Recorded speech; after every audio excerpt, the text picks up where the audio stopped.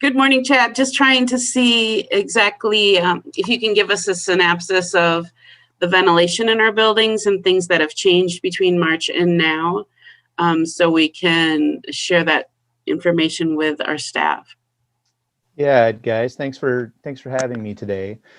So I think one big idea that lots of people are interested in terms of our heating and ventilation systems, is basically what's the difference between our ventilation systems now, post-COVID, months after we left our schools, and prior, when we were fully occupied in our buildings, and likely had an occasional headache with a room being too hot or too cold.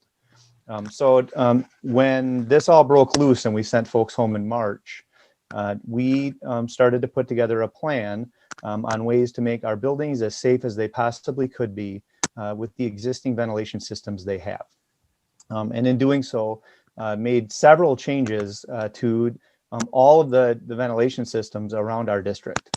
One major change is we sent a proposal to the school board for about $300,000 in industrial grade, medical grade filters that we've installed in all of the air handling equipment throughout the district. So prior to COVID, we used a standard commercial grade filter that is essentially for sorting out dust and hair. And the filters we've installed now are much denser than that and intended to sort much smaller particles.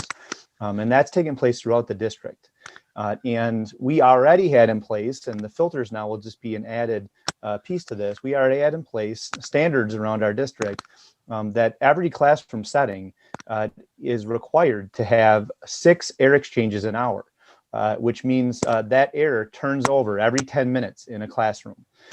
And now we have added filtration on top of that. Additional pieces that we've essentially made on the mechanical side would be one, we're now bringing in as much fresh air as possible into your buildings to keep them at the temperature they're at. You can imagine in the winter, we can't bring in 100% fresh air because there's no way the boiler could heat the room to a point that it would be comfortable. But we've added fresh air as much as we can during the winter months to make sure that when the air is turning over, we're bringing in as much fresh air into your building to continue to circulate that. The other pieces we've done on kind of the controls or mechanical side is we were in energy saving mode prior to this breaking loose and tried to run your building as efficiently as possible. So that meant some days you'd come into your classroom and it might be a little cool because the building was just starting to heat up. And then we'd shut the heat way down when you left after 4 o'clock to try to save energy. Now we're no longer doing that. We are turning the air handling system on to your building 2 hours before you come. So those 6 fresh air exchanges happen before the building's even occupied, and then we're leaving them on after you leave to continue to circulate the air in the building. So that's another big piece that we've changed district-wide, flipping our buildings to occupied even when there's no one in it to continue to circulate that air. So those are the big pieces that are far different from before when folks were in the buildings and we weren't in this current circumstance. I don't know if there are other questions you guys might have. That's my quickest summary without trying to get too technical for you. That was great. I was wondering if you might just talk about the difference between, like, I end up with that room that's really hot. Does that mean that the air is not circulating in there? No, that's certainly not the case. So we will continue to work with all of our school staff if rooms are too hot or too cool.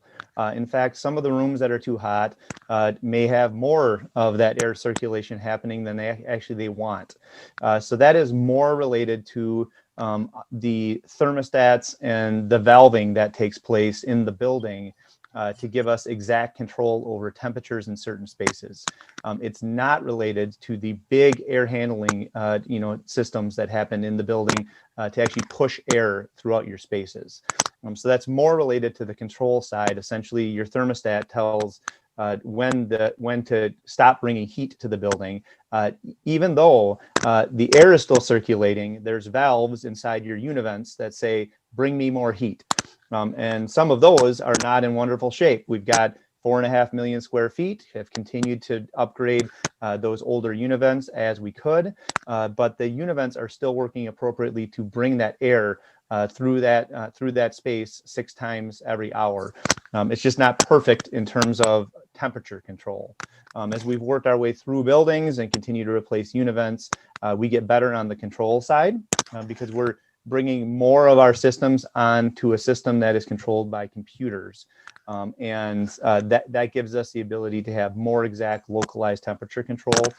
But there is certainly no correlation between my room's too hot and I've got bad air in there. That is not the case.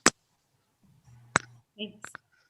Thanks so much, Chad. We appreciate you taking the time to help us clarify and, like you said, not technical, more layman's terms, so we can really help increase our confidence around the safety of the building for our kids and our staff and our families. So thanks so much.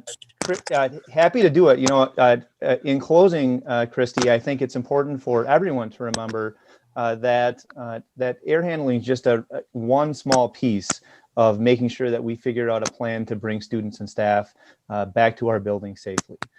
Just or more important, students and staff wearing masks, washing your hands as often as possible. We've got hand sanitizer available in every single classroom for staff to use. Continuing to keep an eye on social distancing. All the things we've heard ad nauseum from folks for the last 6 to 8 months are all just as important as making sure that we've put the very best measures in place to keep air safe. But all the other things kind of bring together a comprehensive plan to try to make things as safe as possible if and when we bring students and staff back into our buildings. Thank you so much, Chad. Have an awesome day. You bet. You guys know where to find me. So if you need anything else, just give me a holler. It's good to see everybody this morning. Thanks.